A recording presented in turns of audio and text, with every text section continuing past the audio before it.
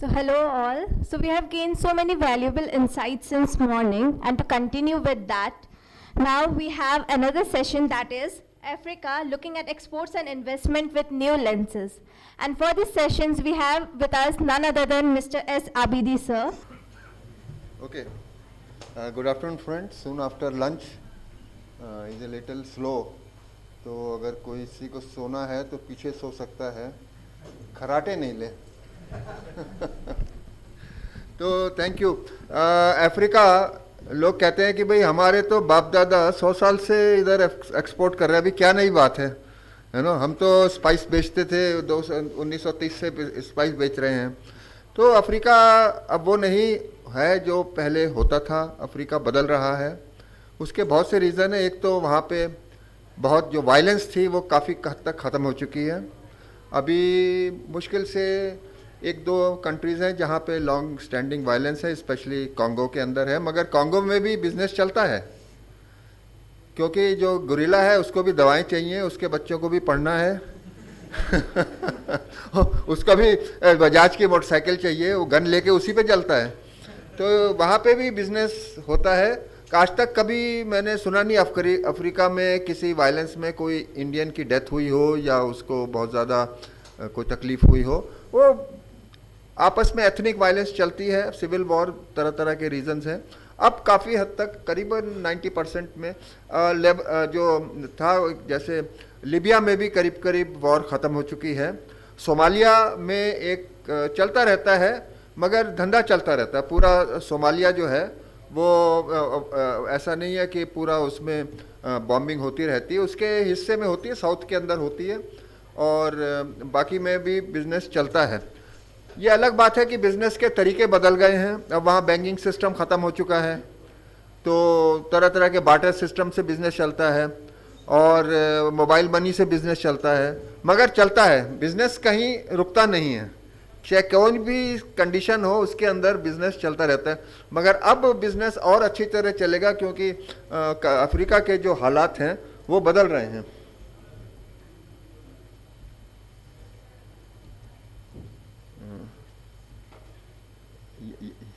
इससे करें.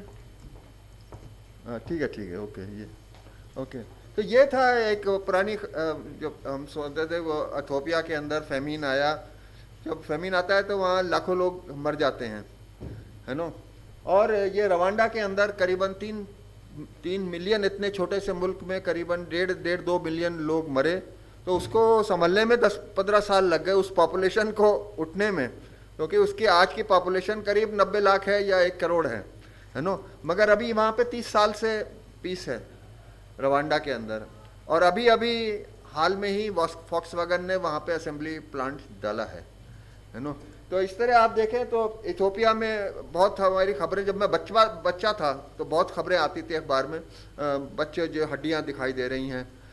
तो वो अब अफ्रीका का सबसे बड़ा वहाँ हाइड्रो इलेक्ट्रिक डैम बन रहा है, और ये डैम बनने से करीबन 5 लाख हेक्टेयर नई एग्रीकल्चर लैंड बनेगा. इसमें ख़ास बात यह है कि अफ्रीका अब दुनिया में अकेला कॉन्टिनेंट बचा है जहाँ पे कल्टीवेटेड लैंड है मगर कल्टीवेशन नहीं होती है. करीबन 40% लैंड अफ्रीका का ऐसा है जहाँ क्रॉप्स हो सकती हैं मगर आज की तारीख में नहीं होती हैं. तो अब जो नेक्स्ट डिकेड में आपको बहुत बड़ा इलाका अफ्रीका का जो है वो इरिगेशन में और वो एग्रीकल्चर में आएगा, और उसकी वजह से बहुत डिमांड बढ़ेगी. तरह तरह के जैसे इरिगेशन पंप्स हैं, ऑफ ग्रिड इलेक्ट्रिसिटी है, अपने फर्टिलाइज़र है, पेस्टिसाइड्स हैं, प्लास्टिक पाइप्स हैं, ट्यूब्स हैं, शीटिंग्स हैं. तो ये सारी डिमांड्स बढ़ेंगी, क्योंकि ये नया जो लैंड है, और ये सिर्फ ऐसे 6 डैम बन रहे हैं अफ्रीका में, यू नो. तो इसकी वजह से, और ये जो नया एग्रीकल्चर है अब ये मैकेनाइज्ड एग्रीकल्चर है. ये वो फार्मर्स नहीं है जो छोटे अफ्रीका में करीबन इंडियंस ने ही कोई 6.5 लाख हेक्टेयर ज़मीन लीज पे ली हुई है, जिसपे तरह तरह के एग्रीकल्चरल होते. इसके अलावा सऊदी अरेबिया अब वहाँ पे लीज पे ज़मीन ले रहा है, क्योंकि वहाँ पे सऊदी अरेबिया में एग्रीकल्चर के साधन कम हैं। इसी तरह यूएई वहाँ पे ज़मीन लीज पे ले रहा है, तो क्योंकि वहाँ पे यूएई में भी ड्राई एरिया है, साधन कम, तो वो वहाँ पे एग्रीकल्चर करके फिर वो उसको इंपोर्ट करेंगे अपनी कंट्रीज़ में। तो एक सिर्फ एग्रीकल्चर के अंदर ही देखें तो अगले कई साल के अंदर ह्यूज इंपोर्ट होगा। अफ्रीका में ये कोई चीज़ बनती नहीं है, ना पंप्स बनते हैं, ना मोटर्स बनती हैं, ना पेस्टिसाइड्स बनते हैं, ना फर्टिलाइज़र बनता है, तो बहुत थोड़ा बनता है, और उनकी लिमिटेड और बहुत बड़ा कॉन्टिनेंट है, तो ये सारी चीज़ें इंपोर्ट होती हैं। इसलिए मैंने कहा कि इंपोर्ट का अब तरीका बदल जाएगा। इंपोर्ट होगा मगर अब वो इंटरमीडिएट गुड्स का होगा, जो वहाँ की इंडस्ट्री और वहाँ के एग्रीकल्चर को आगे बढ़ाने में काम आएगा, यू नो।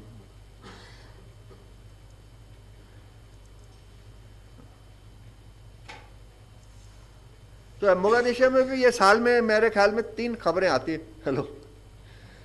3 खबरें आती है साल में। मैंने हिसाब लगाया एवरेज में कि कार बॉम्बिंग हुई, उसमें 30 लोग मरे, मगर 350 दिन वहाँ क्या होता है ये खबर नहीं आती, है ना। तो 350 दिन वहाँ पे होता है। ये मोगादिशु में नई हाउसिंग स्टेट बन रही है। ये समझिए कि मोगादिशु का ये ट्रांसपोर्ट सिस्टम है, इस टाइम पूरा ट्रांसपोर्ट सिस्टम 3 व्हीलर पे टुका हुआ है, इंडियन 3 व्हीलर पे टुका। वहाँ कोई बस सिस्टम नहीं है, वहाँ कोई अब कुछ बचा नहीं है, वहाँ ना कोई बैंकिंग सिस्टम है, ना कोई बस सिस्टम है, ना कोई ट्रेन सिस्टम है।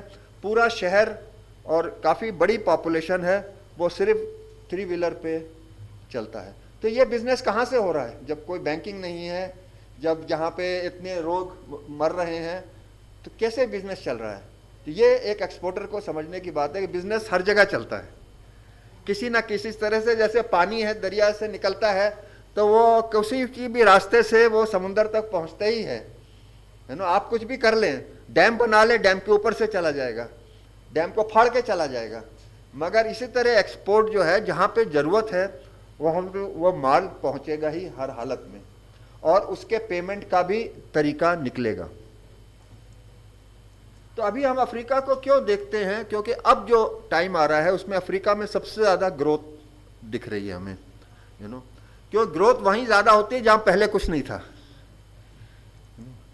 तो अब यहाँ पे करीबन 150 कंपनियाँ ऐसी हैं जहाँ पे $1 बिलियन की सेल है, करीबन 8,000 करोड़ रुपए का आप सबसे, जहाँ पे जो हम कभी कभी अंदाज़ा नहीं लगा सकते कि अफ्रीका में भी इतनी बड़ी बड़ी कंपनियाँ हैं, यू नो। 400 कंपनियाँ ऐसी जिनका 1 बिलियन का रेवेन्यू होता है। ये इंडियन कंपनी हो सकती हैं, अमेरिकन कंपनी, जो भी कंपनीज हैं जो अफ्रीका में ये बिज़नेस कर रही हैं। तो हमें आइडिया नहीं होता है कि वहाँ पे भी बिज़नेस के इतने बड़े बड़े कंपनीज मौजूद हैं, यू नो। तो करीबन 26 कंट्री है जो जहाँ मिडिल क्लास आ चुकी है, और वो उनके जो मिडिल क्लास है उसके पास अब इतने साधन हैं कि वो डिस्क्रिशनरी सामान खरीद सकता है। डिस्क्रिशनरी सामान है कि जो रोटी कपड़ा मकान के ऊपर आता है ना, कि इनके पास पैसा है, ये अपने बच्चों को इंग्लिश स्कूल में भेजेंगे, मैडम को नया मोबाइल खरीदना है, इनको मोटरसाइकिल थी, इनको कार खरीदनी है। तो इन सब की ज़रूरतें अलग हैं। ये वो पैसा है जो मेरे ऊपर है कि मैं उसको कहाँ खर्च करूँ, मेरी क्या नीड्स हैं। वो नीड्स अब मेरी जो है वो मेरे स्टेटस को देख के हैं। वो मैं अब रोटी, मुझे ये देखना नहीं है कि मेरी कल रोटी कहाँ से आएगी, है ना, या मैं एक ही कपड़ा पहन रहा हूँ। अब मुझे तो ये जो क्लास है ये चीज़ें खरीदती है, ये अपने बाथरूम में टाइल्स लगवाती है, ये एयर कंडीशनर खरीदती है, ये मोबाइल चेंज करती है ना। और अफ्रीका सबसे बड़ी जो वर्ल्ड की सेकेंड हैंड मार्केट्स है, अब वहाँ पे नए कपड़ों का बिजनेस तरीके से चल रहा है। बहुत सी गवर्नमेंट्स भी अब ड्यूटी लगा रही हैं पुराने कपड़ों पे। जो अमेरिका वगैरह में या यूरोप में दूसरे तीसरे साल लोग अपना वार्डरोब चेंज करते थे, वो वार्डरोब अफ्रीका पहुंचता था। तो अफ्रीका सबसे बड़ी सेकेंड हैंड, मगर ये जो क्लास है ये सेकेंड हैंड नहीं पहनना चाहती, इसको नए कपड़े चाहिए। तो वो अब मार्केट, अब नई मार्केट पैदा हो रही है नए कपड़ों की। ये बहुत बड़ी है, क्योंकि ये यही है जो अफ्रीका का नया जो इंडस्ट्रियलाइजेशन है वो यही वर्कफोर्स चलाएगी। इस टाइम अफ्रीका में 20,000 लोग हर डेली हर रोज़ गांव से शहर में जा रहे हैं। उनको खाना चाहिए, उनको पानी चाहिए, उनको रहने की जगह चाहिए, उनके बच्चों को स्कूल चाहिए, है ना। तो इसलिए अर्बन जो एरियाज़ हैं उनका डेवलपमेंट हो रहा है और अनप्लैन्ड भी बढ़ रहे हैं। तो वो देखेंगे हमें कौन कौन से है। तो करीबन जो मल्टी जिसको कहते हैं मेगा सिटीज़ वर्ल्ड में 20 मेगा सिटीज़ जो कहते हैं उसमें से 9 सिटीज़ अफ्रीका के अंदर हैं, यू नो। सॉरी,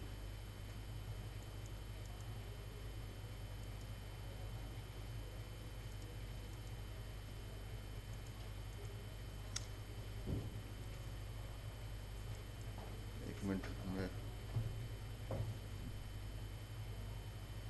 चल रहा है ये चल रहा है। ओके, इस टाइम सारा काम अफ्रीका में मोबाइल फ़ोन के थ्रू होता है, यू नो। बहुत सी जगह वहाँ बैंकिंग सर्विस नहीं, इनफैक्ट मोबाइल बैंकिंग भी केनिया में ही शुरू हुई है, यू नो। जिसको हम जो वहाँ कंपनी है M-Pesa, उसने मोबाइल बैंकिंग शुरू की। अभी आप देखो कि सोमालिया के अंदर भी मंथली $3 बिलियन की मोबाइल ट्रांजैक्शन है। इंडिया में भी अब जाके $3 बिलियन का हुआ है।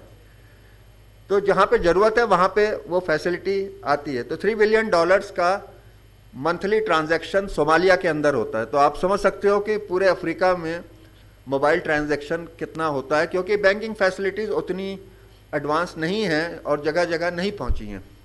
तो सारा काम वहाँ पे मोबाइल के थ्रू होता है, इसलिए ई कॉमर्स भी तेज़ी से फैल रहा है, क्योंकि मोबाइल फ़ोन वहाँ पे ज़्यादा लोगों तक है।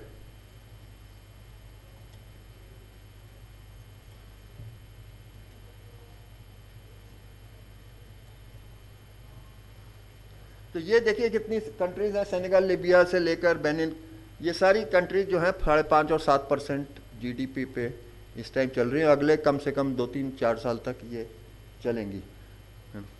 तो ये इस वजह से है कि सारा अभी वर्ल्ड में जितने भी फाइनेंशियर्स हैं, बैंकर्स हैं, वो ये देखते हैं कि अफ्रीका में हम एंटर करें, यू नो। अब आज तक तो वो डार्क कॉन्टिनेंट कहलाता था, उससे लोग दूर हटते थे। अब ये है कि वो अब फेवरेट डेस्टिनेशन होता जा रहा है कि जब चाइना में जब हम नहीं कमा सकते तो क्या हम अफ्रीका में कमा सकते हैं। तो अफ्रीका में पैसा जा रहा है, यू नो, और वहाँ पे लोग इन्वेस्ट कर रहे हैं, क्योंकि वहाँ पे अभी काफ़ी हद तक एक वर्जिन टेरिटरी है जहाँ पे कुछ हुआ नहीं है काम। माइनिंग भी एक हद तक ही वहाँ पे हुई है, बहुत सा अभी एरिया जो है वो माइनिंग डिस्कवर्ड नहीं हुई है, एक्सप्लोरेशन नहीं हुआ है उधर।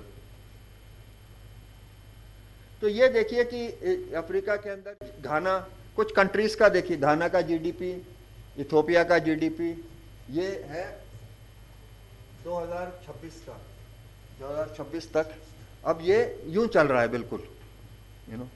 कोविड अब भी ख़त्म हो चुका है करीब करीब। ये केनिया का GDP है, यू नो। ये नाइजीरिया का है, कोविड में डाउन हुआ फिर ऊपर गया। ये इंडिया का है कंपैरिजन के लिए, यू नो। तो ये है कि नई अब अफ्रीका में न्यू इंडस्ट्रीज आ रही हैं जो पहले कभी नहीं थी, you know. For example Foxconn, Africa में कार कहाँ बनती थी, या तो साउथ अफ्रीका में बनती थी, थोड़ी बहुत इजिप्ट में भी बननी शुरू हुई थी, फिर रुक गई, फिर बननी शुरू हुई। वहाँ पे कोई बहुत ज़्यादा मार्केट जो है वो जो इंडस्ट्रीज हैं बहुत सक्सेसफुल नहीं हुई हैं। अब जो जाके लास्ट 10 साल में मोरक्को में शुरू हुई है। मोरक्को ने अब साउथ अफ्रीका को से पैसेंजर कार्स में आगे निकल गई है, क्योंकि मोरक्को जो है यूरोप से 1 घंटे का रास्ता है, तो वहाँ से एक्सपोर्ट करना आसान है। तो जितनी भी छोटी गाड़ियों के मैन्युफैक्चरर्स हैं वो मोरक्को में शिफ्ट हो रहे हैं। पहला प्लांट साउथ अफ्रीका, पूरा अफ्रीका का पहला प्लांट स्टेनलेस स्टील का अभी जिम्बाब्वे में लगा है। जिम्बाब्वे वो कंट्री जहाँ कोई जाना पसंद नहीं करता है, यू नो। आप कहो कि जिम्बाब्वे में काम करूँगा तो मोस्टली लोग मना कर देंगे, क्योंकि वहाँ पे ज़रा हालात अच्छे नहीं रहते हैं, यू नो। कम से कम अभी 9 टाइल फैक्ट्रियां, ये इस हिस्से को कहते हैं सब सहारा अफ्रीका, जो सहारा के नीचे है मगर साउथ अफ्रीका के ऊपर है। तो ये हिस्सा जो है अफ्रीका का, इसमें कोई ज़्यादा डेवलपमेंट नहीं हुआ है पिछले 50 साल के अंदर। तो अब जो डेवलपमेंट हो रहा है वो इस हिस्से में हो रहा है, एग्रीकल्चर यहाँ पे जा रहा है। ये हिस्सा, काफ़ी हिस्सा जो है ये एग्रीकल्चर, लैंड अच्छा है मगर एग्रीकल्चर नहीं होता है।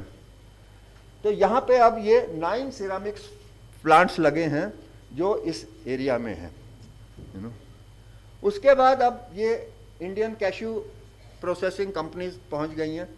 यहाँ पे 6 कंट्रीज़ हैं जो कैश्यू उगाती हैं, मगर यहाँ कैश्यू प्रोसेसिंग नहीं होती थी। रॉ कैश्यू या तो इंडिया जाता था या फिर वियतनाम जाता था। अब यहाँ पे पहली बार कैश्यू प्रोसेसिंग शुरू हुई है। उसके बाद ये प्राइवेट रिफाइनरी, अफ्रीका की फर्स्ट प्राइवेट रिफाइनरी जो इंडिया ने बनाई है, मतलब इंडिया ने डिज़ाइन करके, इंडिया कंपनी है इंजीनियर्स इंडिया लिमिटेड, उसने पहली रिफाइनरी, प्राइवेट रिफाइनरी अफ्रीका की यहाँ पे अभी तैयार की है, करीब $8 बिलियन की कीमत पे।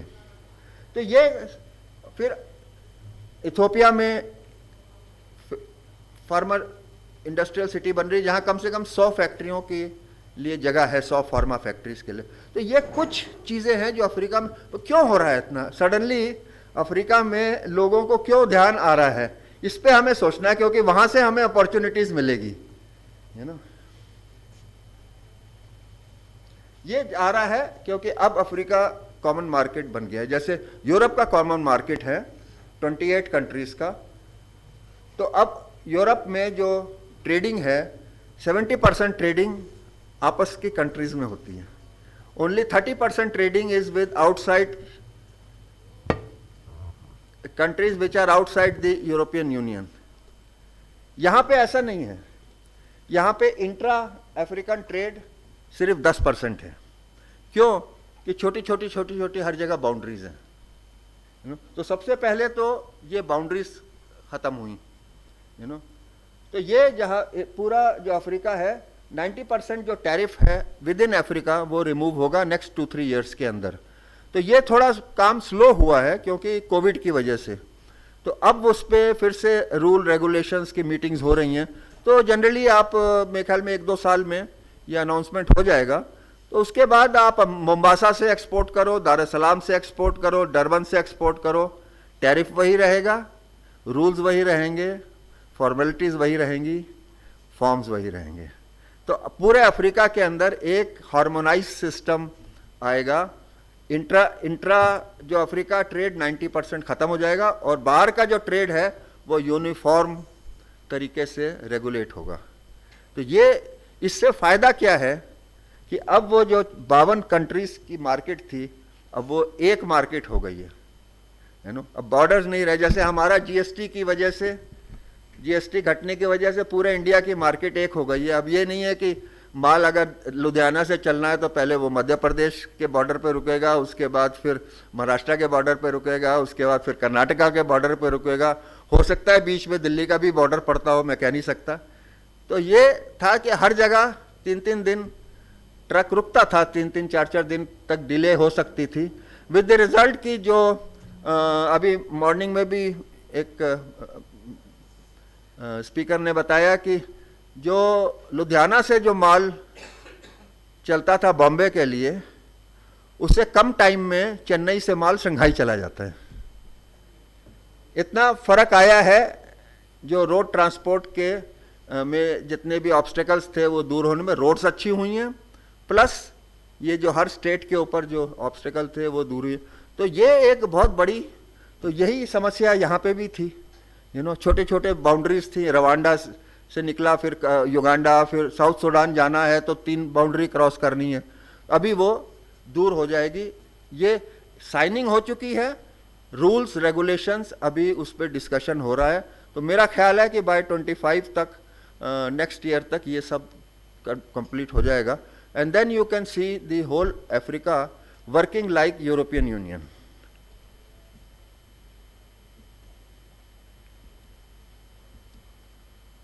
तो तो 1.2 बिलियन करीब करीब इंडिया की पॉपुलेशन है। इंडिया की पॉपुलेशन करीबन 1.4 बिलियन के करीब है। तो इतनी ही बड़ी मार्केट आप समझो कि ये होने जा रही है, यू नो। तो इसकी वजह से लार्ज स्केल इंडस्ट्रियलाइजेशन होगा। अभी 10% जो ट्रेड है वो इंट्रा है, जो EU में 70% है, एशियन कंट्रीज़ के अंदर 46% है, मगर पूरे अफ्रीका में सिर्फ 10% है। तो ये 10% से 20% हो जाएगा 2030 तक, डबल हो जाएगा trade with in Africa, you know. दूसरी चीज़ है स्केलिंग अप होगा। जो छोटी छोटी फैक्ट्रियाँ, जो बड़ी कंपनियाँ हैं वो यहाँ नहीं आती थी, क्योंकि छोटी छोटी मार्केट्स में वो नहीं डील करना चाहती। तो अब बड़ी बड़ी कंपनियां आ रही, जैसे कि मैंने बताया कि जो रोवांडा में फॉक्सवैगन ने अपना प्लांट डाला है। रोवांडा इतनी छोटी कंट्री है कि वो छोटे मैप पे दिखाई भी नहीं देती। ये रोवांडा है।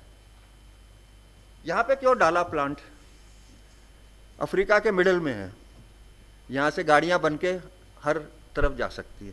तो अब वो कंपनी जो फॉक्सवैगन, जो अफ्रीका में आने से डरती थी, अब वो आ रही है, क्योंकि अब उसको एक 1.3 बिलियन की पॉपुलेशन जो 6% के ऊपर से GDP पे चल रही है, तो उसको आगे का फ्यूचर बड़ा अच्छा नज़र आ रहा है, जहाँ लोग कार खरीदेंगे, यू नो। तो कार के साथ फिर एंसिलरीज आती हैं। एक फैक्ट्री के साथ 100 एंसिलरीज आती हैं, जो कोई वाइपर बना रहा है, कोई स्टीयरिंग है, कोई टायर का है। तो ये सारी इंडस्ट्रीज उसके साथ आती हैं। तो जैसे जैसे ऑटोमोबाइल इंडस्ट्री बढ़ेगी, वैसे वैसे एंसिलरी इंडस्ट्री भी इसके अंदर बढ़ेगी। तो ये एक नमूना है जो अफ्रीका का फ्यूचर दिखाता है, यू नो।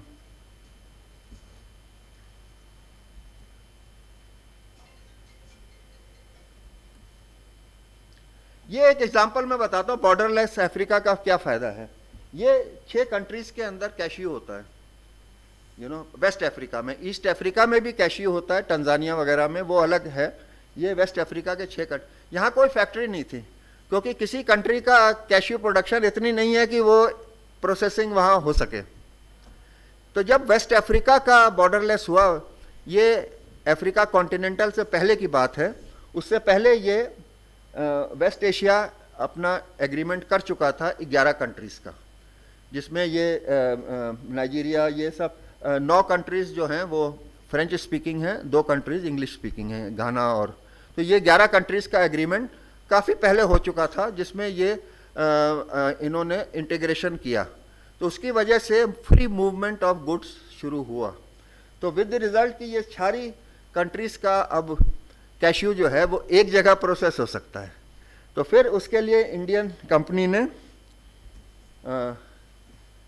ये फैक्ट्री, मैकेनाइज्ड फैक्ट्री घाना में लगाई। अब ये सेकेंड फैक्ट्री लगा रहा है। इसी तरह एक थर्ड फैक्ट्री आइवरी कोस्ट में बन रही है, वो एक और कंपनी बना रही है। तो ये इस तरह का इंडस्ट्रियलाइजेशन अब अफ्रीका में हो रहा है कि रॉ कैशियो अब नहीं बेचेगा, वैल्यू एडिड कैशियो बेचेगा। आप समझे ना? रॉ कैशियो इंडिया, वियतनाम को एक्सपोर्ट होता था, फिर वो उसको प्रोसेस करते थे और फिर वो डोमेस्टिक थोड़ा कंजम्पशन है या फिर एक्सपोर्ट करते थे। अब यहाँ से डायरेक्ट एक्सपोर्ट में फ़ायदा क्या है? एक तो यहाँ से US का फ्रेट कम हो गया, you just have to cross the Pacific. दूसरा ये है कि US EU में ज़ीरो ड्यूटी है अफ्रीकन प्रोडक्ट्स पे। तो अफ्रीकन प्रोडक्ट्स जो US में जाता है वो ज़ीरो ड्यूटी पे जाता है। इसकी कोई खपत अफ्रीका में नहीं है, वहाँ कोई कैशियो नहीं खा सकता, मतलब महंगा होता है इस वजह से। ऐसा नहीं है कि दांत नहीं है तो वो सारा कैशियो जो है वो यूरोप जाता है या फिर अमेरिका जाता है। तो ये एक एग्जाम्पल मैंने दिखाया है कि कैसे इंडस्ट्रियलाइजेशन से अफ्रीका को फ़ायदा होगा। मगर इस इंडस्ट्रियलाइजेशन में कोई भी चीज़ अफ्रीका की नहीं है, ना तो मशीनरी है, ना उसका स्ट्रक्चर है। उसमें जितनी भी चीज़ें लगी हैं, उसमें कन्वेयर लगा है, मोटर्स लगी हैं, जो भी उसके अंदर ओवन्स हैं ड्राई करने के, पैकिंग है, हर चीज़ बाहर से आई है। तो जितना अफ्रीका इंडस्ट्रियलाइज होगा उतना उसका इंपोर्ट बढ़ेगा, क्योंकि जो भी चीज़ें उसको चाहिए, अफ्रीका के अंदर जो इंडस्ट्रियलाइजेशन है वो फाइनल असेंबली का है, वहाँ पे रॉ मटेरियल को फाइनल करने के लिए अभी कोई सुविधा नहीं है, अब धीरे धीरे हो रही है। तो माइनिंग की जो सुविधा है वहाँ पे अब बहुत सी कंट्री जैसे जाम्बिया है, वो कहते हैं कि हम कॉपर नहीं बेचने देंगे, और आप इसकी शीट बनाओ, ट्यूब बनाओ, वायर बनाओ और उसको एक्सपोर्ट करो। तो ये अफ्रीकन कंट्रीज़ में ये आया, हम कोको नहीं बनाने देंगे आपको, आप उसकी चॉकलेट बनाओ, कुछ हद तक वैल्यू एडिशन आप वहाँ पे करो, तब हम उसको एक्सपोर्ट करने देंगे। तो ये नई जो गवर्नमेंट की पॉलिसीज़ बहुत सी कंट्रीज़ में आ रही है, क्योंकि इससे मल्टीनेशनल्स को नुकसान है, उनका जो दबदबा है वो कम होता जा रहा है। नेस्ले कंपनी है, वो बताती है कि कोका की प्राइस क्या होनी चाहिए, क्योंकि वो दुनिया का 40% कोका खरीद लेती है। तो ये आप कह रहे हैं कि नहीं, आप थोड़ा घाना में, आइवरी कोस्ट में जो बड़ी कंट्रीज हैं, आप थोड़ा उसको प्रोसेसिंग यहाँ पे करो और फिर वो बाहर आप एक्सपोर्ट करो। तो धीरे धीरे तो ये है कि उससे ज़्यादा रेवेन्यू कंट्री के अंदर आएगा, जितनी ज़्यादा प्रोसेसिंग होगी, फिर एम्प्लॉयमेंट जनरेशन होगी उससे, उसके बाद फिर एम्प्लॉयमेंट जनरेशन के बाद पैसा मार्केट में आएगा, लोग खर्च करेंगे हाउसिंग के ऊपर। तो ये पूरा जो साइकिल है ये उस इंडस्ट्रियलाइजेशन से चलता है अफ्रीका के अंदर।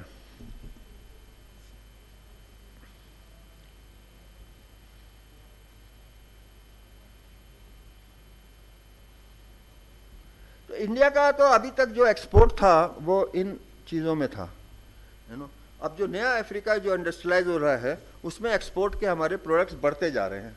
जैसे कि वहाँ पे बहुत फैक्ट्रियाँ, कम से कम 30 फैक्ट्रीज लगेंगी सिर्फ फार्मा बनाने की अप टू 2030। अभी 8-10 फैक्ट्रीज ऑलरेडी कमीशन हो चुकी हैं या होने वाली, और ये सब वर्ल्ड क्लास फैक्ट्रीज हैं, मतलब ये छोटी मोटी फैक्ट्रीज नहीं हैं। सबसे बड़ी जो फैक्ट्री चाइनीज़ कंपनी ने अभी लगाना शुरू किया है आइवरी कोस्ट में, वो 5 बिलियन टैबलेट्स कैप्सूल की फैक्ट्री, जो मेरे ख्याल में तो इंडिया में भी कोई इतनी बड़ी फैक्ट्री मुझे नहीं लगता है। ग्रुप ऑफ फैक्ट्रीज है, मेरे को कोई सिंगल रूफ के अंदर 5 बिलियन कैप्सूल टैबलेट बनाए तो मेरे ख्याल में कोई नहीं है। तो ये सबसे बड़ी फैक्ट्री जो है वो फोसन कंपनी, जो सबसे बड़ी वहाँ की फार्मा कंपनी है, उसने अभी अनाउंस किया है 2-3 महीने पहले, $100 मिलियन का लोन भी मिला है उसको वर्ल्ड बैंक से, तो वो वहाँ पे शुरू कर। इस तरह इथोपिया के अंदर फैक्ट्री लग रही है। बांग्लादेश की कंपनी है स्क्वायर फार्मा, उसने अभी $84 मिलियन की फैक्ट्री लगाई है केनिया में। तो ये फैक्ट्रियाँ जो लग रही हैं, इनमें रॉ मटेरियल कहाँ से आएगा? अफ्रीका में तो कुछ होता नहीं। जिस रॉ मटेरियल जो फार्मा के अंदर, उसको एपीआई कहते हैं, एक्टिव फार्मा इंग्रेडिएंट। जैसे पैरासीटामोल है, पैरासीटामोल का जो रॉ मटेरियल है वो पैरासीटामोल एपीआई है, मगर टैबलेट के अंदर उसके अलावा भी कई चीज़ें लगती हैं, कुछ उसको कलर देती हैं, कुछ टैबलेट में उसको बाइंडिंग करती हैं, कुछ चीज़ें ऐसी हैं जो बॉडी में जाके क्विक डिस्पर्सल करती हैं, तो वो क्योर का काम नहीं करती हैं, वो टैबलेट की कैरेक्टरिस्टिक्स को कुछ बढ़ाती हैं, एनहांस करती है, जिसको हम कहते हैं एक्सिपिएंट्स। एक्सिपिएंट्स कहाँ से आएंगे? अफ्रीका में कुछ नहीं बनता है। तो एक फैक्ट्री लगाने के लिए आपको एपीआई इंपोर्ट करना पड़ेगा, आपको एक्सिपिएंट इंपोर्ट करने पड़ेंगे, आपको पैकेजिंग मटेरियल इंपोर्ट करना पड़ेगा, आपको मशीनरी इंपोर्ट करनी पड़ेगी, और इन सब के लिए आपको कंसल्टेंट रखना पड़ेगा। ये सारी चीज़ें बाहर से आएंगी। तो हर फैक्ट्री के साथ इंपोर्ट बढ़ता जाएगा, क्योंकि अफ्रीका में कोई केमिकल नहीं बनता है, किसी किस्म का भी। जो भी है थोड़ा बहुत साउथ अफ्रीका में कुछ बनता है, एपीआई भी बनता है, मगर पूरी अफ्रीका की नीड को देखते हुए मे बी 2% 3% है। It is not even covering the south Africa's total needs. तो ये जो है, ये अब जो इंडस्ट्रियलाइजेशन है उसके लिए अब आपको ट्रांसफार्मर चाहिए, मोटर्स चाहिए, पंप्स चाहिए, पाइपिंग चाहिए, जो फैक्ट्रियाँ लगेंगी, वॉल्व चाहिए। कहाँ से आएंगे? वहाँ कुछ नहीं बनता है, ये सारी चीज़ें इंपोर्ट होंगी। तो हर इंडस्ट्रियलाइजेशन के साथ इंपोर्ट बढ़ता जाएगा, प्रोजेक्ट स्टेज में भी, और बाद में जब वो फैक्ट्रियाँ चालू होंगी उसके अंदर भी। अब जैसे कोई फूड प्रोसेसिंग की फैक्ट्री है, जो वहाँ पे सबसे ज़्यादा जो इंडस्ट्रियलाइजेशन होगा वो फूड प्रोसेसिंग का होगा, क्योंकि वो लोकल प्रोडक्ट्स से बनेगा। तो फूड प्रोसेसिंग में आपको कलर्स चाहिए, फ्लेवर्स चाहिए, स्टेबलाइजर्स चाहिए, एंजाइम्स चाहिए, कितनी चालाकी, जिसको कहते हैं हम फूड एडिटिव्स और फूड इंग्रेडिएंट्स, करीबन 30-40 तरह के होते हैं। ये कहाँ से आएंगे? अफ्रीका में कुछ नहीं होता है। तो हर इंडस्ट्रियलाइजेशन के साथ उसकी इंपोर्ट, जो उसकी जो सप्लाई चेन है, उसकी हर आइटम बाहर से आएगा। इसलिए मेरा कहना है कि जैसे जैसे जैसे जैसे इंडस्ट्रियलाइजेशन बढ़ेगा, वैसे वैसे अब जो कंपोजिशन है एक्सपोर्ट का वो चेंज होता जाएगा। अब इलेक्ट्रिक बल्ब नहीं आएगा, फिलामेंट आ सकता है, वो इलेक्ट्रिक बल्ब वहीं बनेगा। एक एग्जांपल है, वैसे तो आजकल सारे बल्ब भी चाइना से आते हैं, मेरे ख्याल में यहाँ पे भी 90% जो बल्ब हैं वो चाइना से ही आते हैं। तो मगर बाकी चीज़ें आप देखो कि बहुत सी चीज़ें हैं, जैसे पेंट्स वगैरह है, पेंट्स वगैरह काफ़ी फैक्ट्रीज उधर लगेंगी, मगर पेंट के अंदर भी करीबन 300 इंग्रेडिएंट्स होते हैं। पेंट कोई सिंगल एक आइटम नहीं है, वो कहाँ से आएंगे? तो ये चीज़ें हैं। तो इसको देखते हुए अगर अफ्रीका में किसी को एक्सपोर्ट करना है तो इसको ये देखना है कि आगे कहाँ पे क्या इंडस्ट्रियलाइजेशन हो रहा है, उसके अंदर मेरा माल क्या लगने वाला है। इथोपिया में कौन सी चीज़ें इंडस्ट्रियलाइज होने जा रही है? लेदर है, लेदर टंजानिया और इथोपिया में सबसे ज़्यादा एनिमल्स है, करीबन 50% एनिमल्स के जो खाल है वो वेस्ट हो रही है, क्योंकि वहाँ फैसिलिटी नहीं है प्रोसेस करने की। तो लेदर प्रोसेसिंग फैक्ट्रीज के साथ उसके डाइज की ज़रूरत पड़ेगी, केमिकल्स की ज़रूरत पड़ेगी, और भी प्रोसेसिंग केमिकल्स की, वो तो सब बाहर से आना पड़ेगा। तो ये डिपेंड करता है कि कौन सी कंट्री है। जहाँ पे कॉटन बनता है वहाँ पे अब टेक्सटाइल मिल्स बन रही हैं।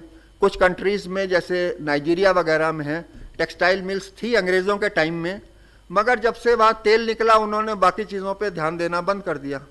तो धीरे धीरे तेल की वजह से इंपोर्ट इकोनॉमी बढ़ी, कपड़ा बाहर से आ रहा है। अब उनको लग रहा है कि नहीं, अब हमें लोकल इंडस्ट्री को बढ़ाना है। तो वहाँ पे गवर्नमेंट बहुत मदद कर रही है, 6% पे लोन देती है अगर आप टेक्सटाइल मिल कोई ख़रीद के उसको आप रिहेबिलिटेट करें। तो इस टाइम इंडिया सबसे बड़ा टेक्सटाइल मिल का स्पेयर्स और मशीनरी का इस टाइम सबसे बड़ा एक्सपोर्टर है, और उसने इटली को 2 साल पहले मार्केट से बाहर कर दिया। मार्केट में इटली पहले नंबर 1 था, अभी इंडिया नंबर 1 हो गया। तो ये सारी जो चीज़ें हैं वो ये देखते आ रही हैं कि जो इंडस्ट्रियल यूनिट्स लगा रहा है वो अपनी नज़र ये देखता है कि मेरी मार्केट कितनी बड़ी हो गई है। अब मेरी मार्केट सिर्फ नाइजीरिया तक नहीं है, मेरी मार्केट वेस्ट अफ्रीका है, वेस्ट अफ्रीका भी ज़्यादा। तो उसको अब ये भी दिखता है कि मेरी मार्केट एक्सपोर्ट की भी है, क्योंकि एक्सपोर्ट में उसको 0% ड्यूटी पे उसके टेक्सटाइल और गारमेंट्स 0% ड्यूटी में जा सकते हैं। तो ये सारी चीज़ें देखते हुए वहाँ पे इंडस्ट्रियलाइजेशन अब हो रहा है। इसमें मैं बता दूं कि वैक्सीन इन ए बॉक्स, सबसे पहले जो जर्मन कंपनी है जिसने उसने वैक्सीन की फैक्ट्री लगाई है, कंटेनर्स 5 कंटेनर्स में लगाई है। तो पहला वो जो वैक्सीन फैक्ट्री है, जो कंटेनराइज्ड फैक्ट्री है, जिसको कहते हैं वैक्सीन इन ए बॉक्स, वो पहले जो वर्ल्ड की है, वो वहाँ से शिप होके ये गई है आइवरी कोस्ट। तो आइवरी कोस्ट में पहली वैक्सीन फैक्ट्री लगेगी स्ट्रेट फ्रॉम जर्मनी, कुछ उसमें करने की ज़रूरत नहीं, पूरा मॉड्यूलर स्ट्रक्चर है वो फैक्ट्री का, है ना। तो वो अफ्रीका में क्यों? अफ्रीका में क्योंकि वहाँ पे सबसे ज़्यादा ज़रूरत है वैक्सीन की, इसलिए वो अफ्रीका में वो कंपनी लगा रही है। इंडिया की भी एक कंपनी है यहाँ अहमदाबाद की, जिसने तंजानिया में एनिमल वैक्सीन का प्लांट अभी लगाया है 2 साल पहले। आपने नाम सुना होगा हेक्टर बायोसाइंसेस, तो वो अहमदाबाद की कंपनी है, उसने लगाया है, मगर वो सिर्फ तंजानिया की मार्केट को देखते हुए नहीं लगाया है, पूरे अफ्रीका की जो एनिमल वैक्सीन की मार्केट है उसको देखते हुए उसने लगाया। अभी सेकंड प्लांट जो है उसका इजिप्ट में एक लोकल कोलैबोरेटर है इजिप्शियन, उसके साथ मिलके सेकंड प्लांट वहाँ लगा है, जिसका एक हिस्सा यूरोप में भी एक्सपोर्ट होगा।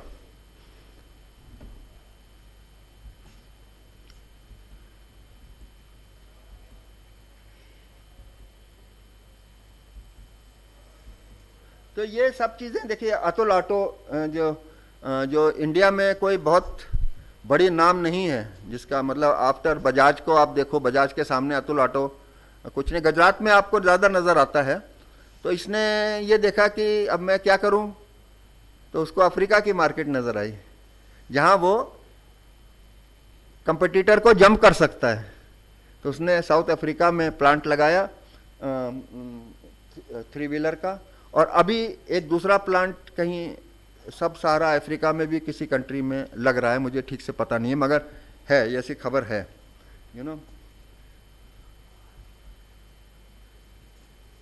ये जितनी भी यहाँ की सबसे मेजर प्लाईवुड कंपनी है, ये सारा प्लाईवुड अफ्रीका से आता है, यू नो। तो प्लाईवुड के साथ फिर एक वडोदरा कंपनी है, उसने फॉर्मेल्डिहाइड का प्लांट लगा दिया है, क्योंकि प्लाईवुड को जोड़ने के लिए गम चाहिए, फॉर्मेल्डिहाइड चाहिए। तो बैकवर्ड इंटीग्रेशन जिसको कहते हैं, तो ये भी इंडियन कंपनी ने प्लांट लगाया है फॉर्मेलिन का, इन कंपनियों को माल सप्लाई करने के लिए। तो अभी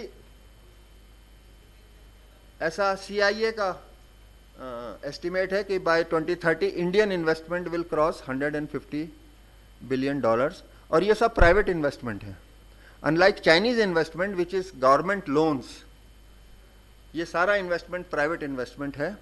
तो ये जब इन्वेस्टमेंट होगा तो ये अनलाइकली कि ये चाइनीज़ कंसल्टेंट को रखेंगे या चाइनीज़ बहुत ज़्यादा सामान खरीदेंगे, ऐसा नहीं लगता है। और तो ये सारा जितना भी इन्वेस्टमेंट है, ये काफ़ी हिस्सा इसका जो सप्लाई होगी वो इंडिया से ही होगी, चाहे पाइप्स हैं, वॉल्व्स हैं, स्ट्रक्चर्स हैं, है ना। तो ये सारी चीज़ें मुझे ऐसा लगता है, क्योंकि जैसा ये देखा है हमने नाइजीरिया के रिफाइनरी में, ज़्यादातर माल जो है वो इंडिया में मैन्युफैक्चर हुआ है, डायरेक्ट माल भी गया है, और इंडिया से बड़े बड़े जो उसके फैक्ट्री के हिस्से हैं वो कंपोज होके गए हैं, क्योंकि यहाँ से जाके सीधे वहाँ अटैच कर दें।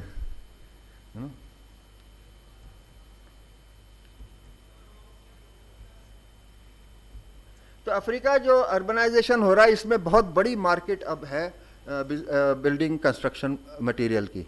तो कंस्ट्रक्शन मटेरियल में हर चीज़ आती है ना, डोर नॉब्स से लेकर विंडो पेन और फ्लोरिंग, ये सब चीज़ें उसके अंदर आती है। कंस्ट्रक्शन केमिकल्स हैं बहुत तरह के, क्योंकि वहाँ पानी बहुत बरसता है, तो वाटर प्रूफिंग की बहुत वहाँ पे ज़रूरत होती है, जो सब सहारा अफ्रीका का जो हिस्सा है। तो ये जो सिटीज़ हैं, ये मेन यहाँ पे अर्बनाइजेशन, अब ये सिटीज़ जो हैं जो सब कोस्ट पे ही हैं। जूम अब इसके आगे क्या होगा, आप थोड़ा करीब आ सकते हैं।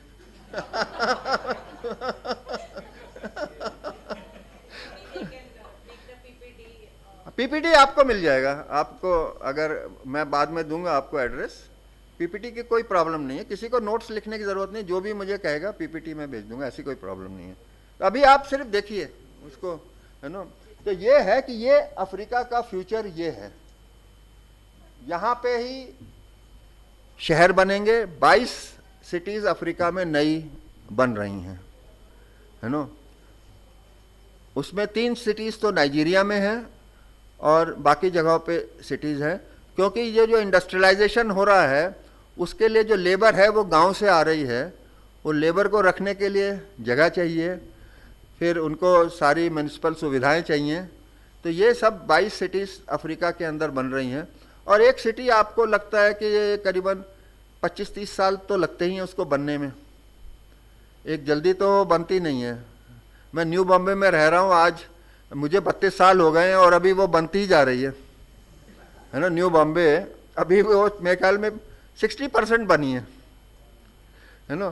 तो ये जो शहर हैं, ये इनमें हमेशा फिर जब बन जाएंगे तो फिर उनमें रिप्लेसमेंट चाहिए, टाइल का रिप्लेसमेंट चाहिए और चीज़ों का रिप्लेसमेंट चाहिए। तो ये बिल्डिंग जो मटेरियल है, ये इसकी बड़ी ज़बरदस्त मुझे सेल नज़र आ रही है फ्यूचर में, यू नो। तो इंडिया की जो एंट्री है अफ्रीका में, ये तो पहले ये कंट्रीज थी, ये कॉलोनियल पावर्स थी। उसके बाद अब चाइना आई, है ना। चाइना, रशिया, इनको कहते हैं न्यू कॉलोनियल पावर्स। इन्होंने जो भी डेवलपमेंट, जो भी आप देखो, जो भी पैसा दिया है लोन पे, वो सब वो पैसा है जो उस चीज़ के लिए इम्पोर्टेंट है जो उनको खनिज या मिनरल चाहिए। पोर्ट्स के लिए दिया है, रेलवेज के लिए दिया है उन्होंने पैसा, ताकि वो अफ्रीका का जो मिनरल्स हैं उसको वो चाइना तक ले जा सके। तो सारे प्रोजेक्ट्स जो हैं अफ्रीका में, वो उस चीज़ को ध्यान में रख के हैं। ज़्यादातर ports, roads and railway lines को दिए हैं, ताकि वो अपनी उनको ज़रूरत है। और सबकी हालत ऐसी है कि अभी ज़्यादा, कम से कम 9 प्रोजेक्ट्स तो 2023 में 9 कंट्रीज़ ने अपने प्रोजेक्ट को कैंसिल कर दिया है, क्योंकि इस पे डेप्थ बहुत हाई हो गया है। और जितनी वो रोज़ी पिक्चर दिखाते हैं चाइनीज़, मार्केट उतनी है नहीं, ना उतना रेवेन्यू आता है कंट्री को। भाई कंट्री जब रोड बनाती है तो उस पर टोल लगाती है, ताकि उसका रेवेन्यू आए तो उससे दूसरी जगह इन्वेस्ट हो। तो उतना रेवेन्यू नहीं है। अब जो एडिस अबाबा की जो ट्रेन है, कितना टाइम हो गया? मेरा टाइम 7:15 करीब ख़त्म हो रहा है मेरे ख्याल में। Okay, very fast I will go. Madam बैठी हुई हैं इसके बाद तो ये है। तो इंडिया जो है, इंडिया अभी बड़ी फेवरेबल पोजीशन में है from its reputation point of view. इसके इक्विपमेंट की क्वालिटी बेहतर मानी जाती है। और ये सारी चीज़ें जो आपको दिखती हैं, तो सबसे अच्छा उसका एग्जाम्पल है चाइना में पहले 140 समझिए कंपनियां थी मोटरसाइकिल की। अभी 2 इंडियन कंपनीज ने करीब उनको सफाया कर दिया है। क्यों किया? उनका काम क्या था? वो वहाँ से किट्स बेचते थे, लोकल मैकेनिक उसको असेंबल करके बेचारे लोगों को बेचते थे। अब उसका वियर एंड टियर बढ़ जाता था, रोड्स वहाँ ख़राब हैं, पार्ट्स मिलते नहीं थे। तो वे फिर ये जो कंट्री हैं दोनों, इंडिया की दोनों कंपनियों ने, इन्होंने अलग तरीके से किया। इन्होंने असेंबली शुरू की, उसके बाद हंड्रेड्स ऑफ मैकेनिक्स को उन्होंने लाके अपने प्रोडक्ट्स पे ट्रेनिंग दी, मेंटेनेंस और सर्विसिंग की। उसके बाद जगह जगह प्रोडक्ट्स स्पेयर पार्ट्स डिपो बनाए, विद द रिजल्ट कि सिर्फ बजाज नहीं, करीबन 35 लाख मोटरसाइकिलें अफ्रीका में बेची हैं आज तक। 3.5 million motorcycles they have sold. So they have करीबन 120 चाइनीज़ कंपनीज तो ऑलरेडी छोड़ के जा चुकी हैं। अब थोड़ी बहुत बची हैं, वो भी मुझे लगता है कि जल्दी चली जाएंगी। और ये चाइनीज़ मोटरसाइकिल से महंगी मोटरसाइकिलें हैं, ये सस्ती नहीं है। They are more expensive but slightly, but they are lasting longer, they need fewer servicing, they need fewer, तो लाइफ लॉन्ग उसकी कॉस्ट कम है। इसलिए अब यहाँ पे अफ्रीका में चाइनीज़ मोटरसाइकिल, यही तरीका है चाइना में, चाइना को compete करने का, सर्विस एडेड टू प्रोडक्ट, है ना। रशिया, चाइना इस मामले में बहुत कमज़ोर है सर्विस एस्पेक्ट में।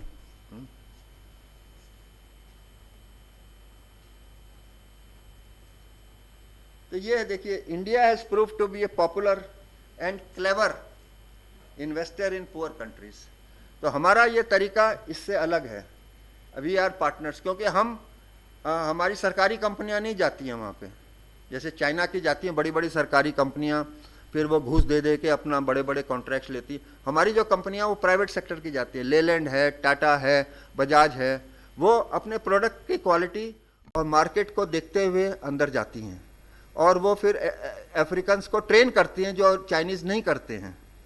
उनको फैक्ट्री के लिए ट्रेन करती हैं, उनको सर्विस के लिए ट्रेन करती हैं। इसलिए इंडियंस की रेपुटेशन प्रोडक्ट्स की, सर्विस की अफ्रीका में बढ़ती जा रही है। तो इसका फ़ायदा हर एक्सपोर्टर उठा सकता है। तो इंडियन सक्सेस देखिए एक एग्जांपल है, बस 2 मिनट में और लूँगा।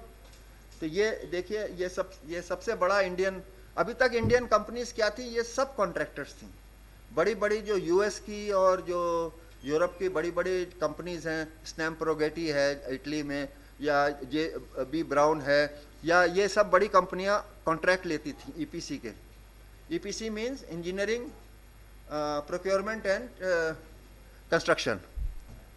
और इंडियन कंपनी एल&टी वगैरह है, ये सब उसके सब कॉन्ट्रैक्टर्स होते थे। ये पहली जब इंडिया ने पूरी जिम्मेदारी इंडियन कंपनी ने ली है, और ये पूरी इसमें इसके इनाग्रेशन में 5 हेड ऑफ स्टेट्स थे अफ्रीका के, और ये पूरा 7.8 बिलियन डॉलर्स की है। इसके आगे ये पेट्रोकेमिकल भी 5 बिलियन डॉलर्स का होगा। मुझे ऐसा लगता है कि वो भी कॉन्ट्रैक्ट इंडिया को ही जाने वाला है। तो ये इससे बड़ी ज़बरदस्त आप समझो कि एक क्रेडिबिलिटी बनी है इंडिया की अफ्रीका कंट्रीज़ के अंदर। तो अब मैं इसको ख़त्म करता हूँ। इंडस्ट्रियलाइजेशन पे हमने बात कर ली, ये एक जस्ट एग्जांपल।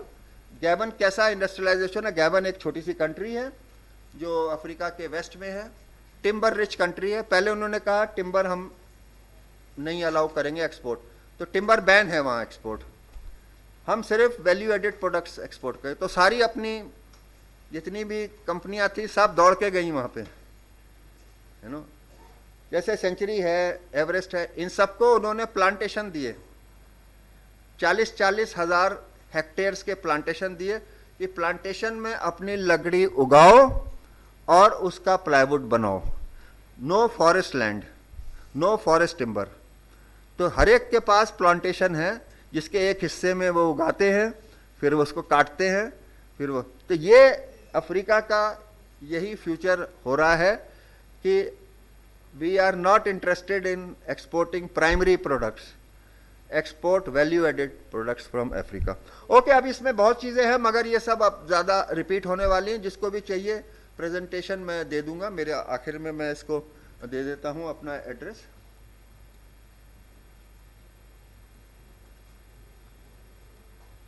ये सब चीज़ें हम करीब करीब डिस्कस कर चुके हैं। अंगोला के अंदर काफ़ी हद तक सिविल वॉर जो चली, पूरा कंट्री वहाँ डिस्ट्रॉय हो चुका था, जैसा आज गाज़ा का हाल है। तो ये सारी चीज़ें दोबारा बन रही, क्योंकि अंगोला में ऑयल है, ऑयल एक्सपोर्टिंग कंट्री है, तो उनके पास पैसा है, तो वो फिर से रिहेबिलिटेट कर सकते हैं। तो अंगोला के अंदर बहुत बड़ी ज़मीन है जो अब फिर से दोबारा एग्रीकल्चर के अंदर।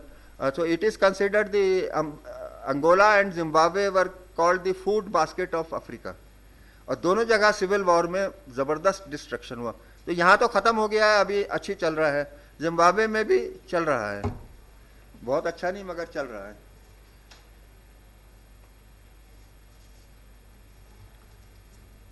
मैं बहुत डिटेल में जाना नहीं चाहता, ये सब चीज़ें ये सारी इस टाइम ये जो अफ्रीका के अंदर जो इन्वेस्टमेंट अपॉर्चुनिटीज़ हैं उसके कुछ हिस्से हैं। मेन चीज़ मैं आपको दिखाना चाहता हूँ, ये इंजीनियरिंग एक्सपोर्ट्स में बहुत सी चीज़ें, जैसे इंडिया की ग्रोथ 337% है एल्युमिनियम केबल्स के अंदर।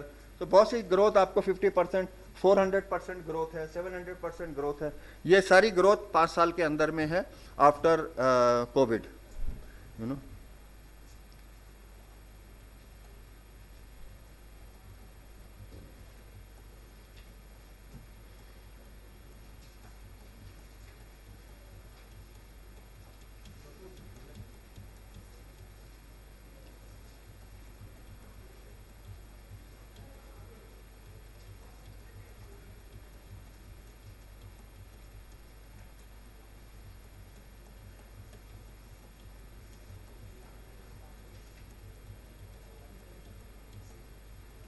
तो ये सारे सिर्फ मैन्युफैक्चरिंग में नहीं है, सर्विस सेक्टर में भी बहुत अपॉर्चुनिटीज़ है अफ्रीका में।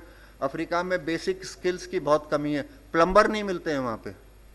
आज एक मॉर्निंग में बता रहे थे कि यहाँ वेल्डर नहीं मिलते हैं, तो वहाँ प्लम्बर भी नहीं मिलते हैं।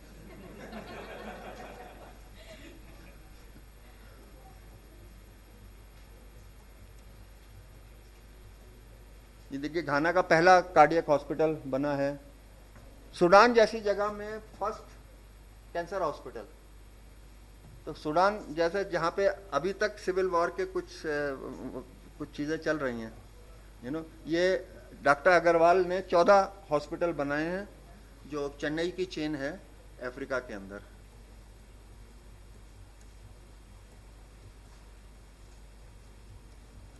मैं सिर्फ एक चीज़ पे अब फाइनल करूंगा, ये इम्पैक्ट इन्वेस्टमेंट जो अफ्रीका के अंदर है, जिसका मैंने आपको बताया भी कि इंडिया की जो ये एनिमल वैक्सीन कंपनी है उसने जो प्लांट लगाया वो $18 मिलियन का था। उसमें $4 मिलियन प्रमोटर का था, $14 मिलियन में $3 मिलियन ग्रांट थी गेट्स फाउंडेशन से, और बाकी जो पैसा है वो in the form of equity and loan on very attractive terms. तो ये जो है इम्पैक्ट इन्वेस्टमेंट जो है, इसका पैसा बहुत तेज़ी से अफ्रीका में आ रहा है। तो आप लोग भी कोई अगर लगाना चाहे वहाँ पे ऐसे projects which affect the livelihood of the poorest people, जैसे ऑफ साइट सोलर पार्क है या